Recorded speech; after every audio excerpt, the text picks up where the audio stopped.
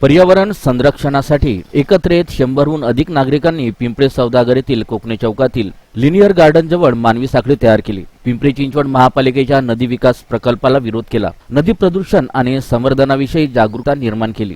सकाळच्या फिरायला येणाऱ्या नागरिकांना पर्यावरण प्रेमींनी नदी विकास प्रकल्पामुळे उद्भवणाऱ्या धोक्याविषयी माहिती दिली। लहान मुलांपासून ते ज्येष्ठ नागरिकांपर्यंत अनेकांनी या आंदोलनात सहभाग घेतला। वृक्षतोड थांबलीच पाहिजे, आधी नद्या स्वच्छ करा आणि नद्या वाचवू, निसर्ग टिकवू अशा घोषणा देत त्यांनी नदी संवर्धनाचा संदेश दिला।